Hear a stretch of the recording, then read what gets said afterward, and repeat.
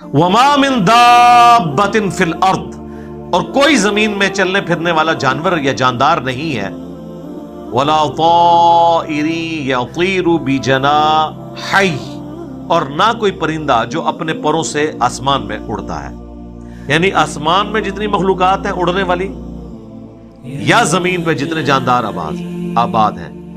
الا امم امثالکم، مگر یہ کہ وہ تمہاری طرح کی امتیں ہیں، یعنی وہ بھی کمیونٹی ہے۔ اور آج تو ہم اس کو بڑا اچھے طریقے سے سمجھ سکتے ہیں، یعنی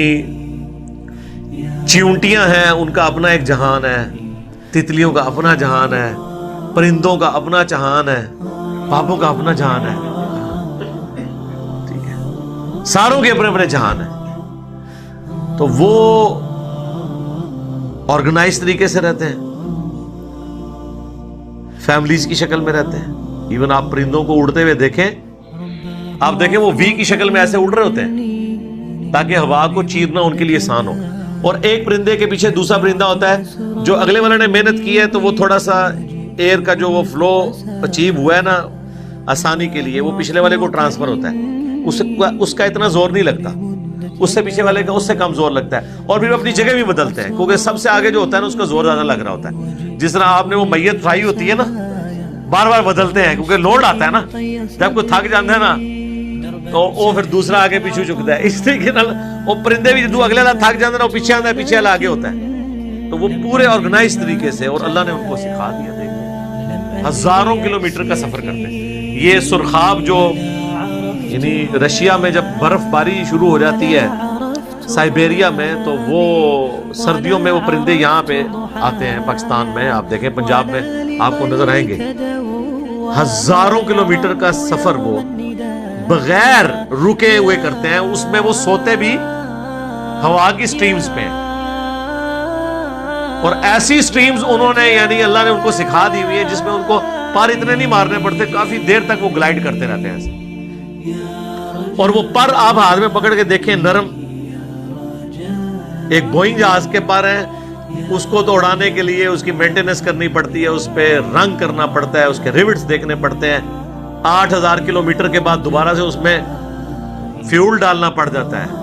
اور یہ جناب ایک پرندہ ہے، سوتا بھی ہوا میں ہے، کھانے پینے کی بھی ضرورت نہیں پڑتی، وہ مسلسل اسی طریقے سے چلتا رہتا ہے۔ اللہ نے اسے ڈیزائن کیا، اور زمین پہ اللہ نے دیکھیں اونٹ کو کیا ڈیزائن کیا ہے، 1 مہینے تک بغیر پانی پیے ریگستان میں وہ سفر کر سکتا ہے،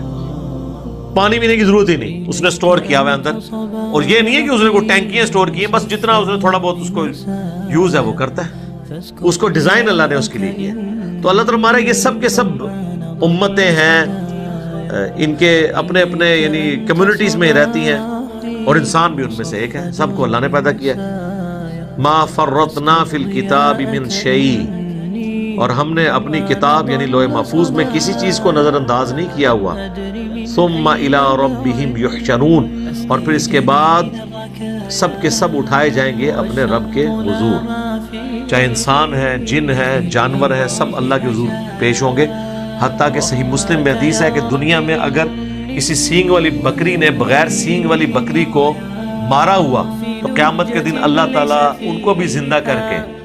سینگ والی بکری کے سینگ غائب کرے گا، اور بغیر سینگ والی کو سینگ دے گا کہ آج تو بدلہ ہوتا ہے۔ مجھے بتائیں، جو اللہ اتنا عدل کر رہا ہے جانوروں میں، انسانوں نے کہاں امید لگائی ہوئی ہے کہ وہ کسی کے ساتھ زیادتی کریں گے اور بچ جائیں گے آخرت میں؟ اللہ تو بکریوں کا بھی لحاظ کر رہا ہے کہ نہیں بھی اس نے زیادتی کی تھے ساتھ، یعنی جانور تو کوئی حیثیت ہی نہیں نہ رکھتا۔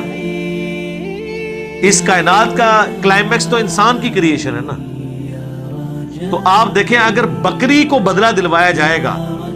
تو انسانوں نے جو انسانوں کے ساتھ زیادتیاں کی ہوئی ہیں وہ کیا سمجھتے ہیں وہ چھوٹ جائیں گے؟ بہت سخت معاملہ۔